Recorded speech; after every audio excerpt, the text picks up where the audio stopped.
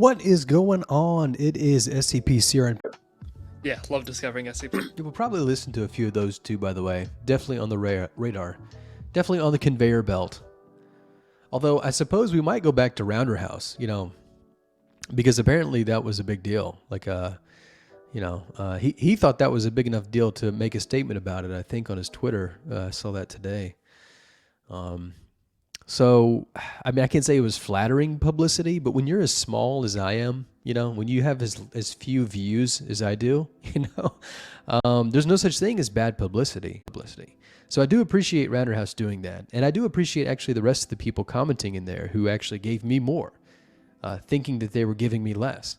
In fact, there was one individual who said, hey, we shouldn't be talking about this person because it gives them more airtime. And then that person went on to write like 2 or 3 more comments about me.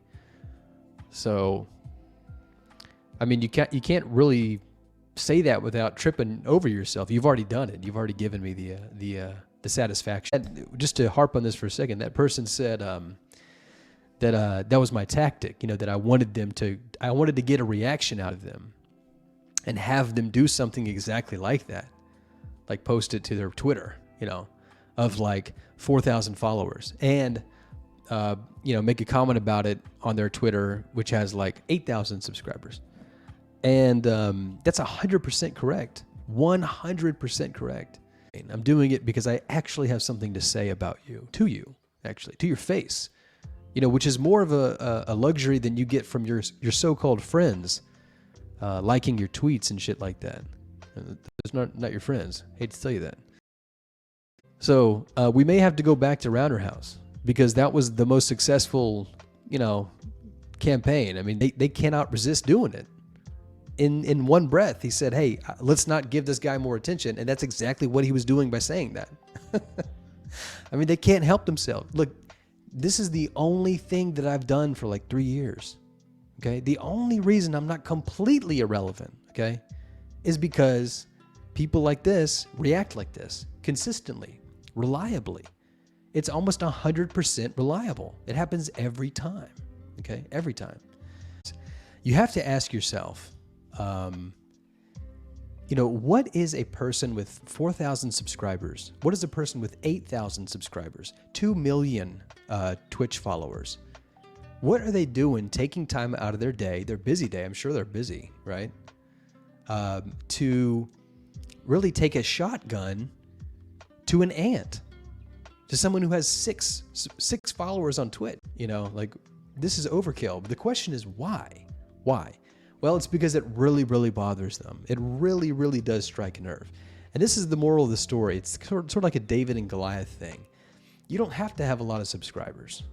You know, you don't have to have a lot of social capital. You don't have to be super popular. It's about what you say and the intent and the skill and the aim with which you say it. I can have 0 subscribers sit over here and snipe somebody with a comment and a criticism that hits right here.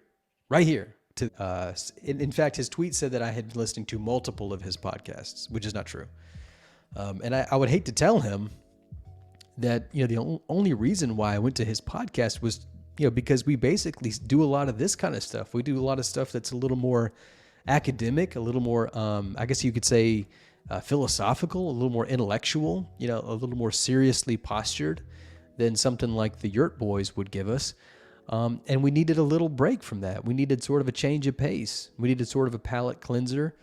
You know, you watch some scary films and you turn on the cartoons for 10 minutes, you know, just to kind of get it out of your system, to flush it out. That's really what the Yurtcast was. And in fact, it kind of went above and beyond. I mean, for God's sake, they categorized the GOIs by how much sex they have, they think. Hearing people talk about the stuff they're passionate about, there is always, you find a passionate creative person and ask them about the thing that they're passionate. They will go on and on if they are not like extremely successful and have not already talked about it 1,000 times. Yeah. At least. So I mean, why do you think that I get on here every fucking night and I talk to myself and you? Thank you so much for being here. For like an hour. I mean, because like I am obsessed with this stuff. Like I love containment fiction. I fucking love talking about containment fiction. There's very, very few people who I've found who are as interested in this as I am. I honestly don't think that if you look at how much work I do, if you look at how much effort I put into this like space, I don't think it's close. I don't think anybody comes close. I think Harmony's the next closest one. And I think Cool Dude is there too. But nobody's working harder than me in this space. Nobody. I'm doing everything. I'm doing everything that no one else is doing as well. I'm doing everything that other people are doing and twice as much more. You know, I'm still writing articles. I never stopped writing articles because that's what this is about. Can't lose focus. If you lose focus on that, you're basically the SCP Wiki staff. You're basically the administrators. Again, if you'll recall, next week on Wednesday, we won't be doing this on Wednesday night. I'll probably write some then too, if I don't have enough to read. And that's another thing I'm doing. Who else is reading every article coming out of the SCP Wiki right now? Fucking nobody. On top of that, I got a fucking business. I have a legitimate LLC. I mean, it's a fucking LLC. Do you know how hard it was to get that thing up and running? I do these every night. I do a summary show on Friday night that's 3 hours. I do a talk show on Saturday that's an hour. I do a podcast version of that goes up on numerous platforms. I've made videos and stuff in my spare time. You know, the point is to outpace everybody. You know, that's what I'm doing. The point is that you are not going to find somebody who is more passionate about this space than me. And the people who don't like that fact will try to tell you that it's not legitimate because I have critical things to say of the main actor in this space, which is SCP, who's doing it all wrong, just completely wrong. I have been unpersoned because I take this very seriously.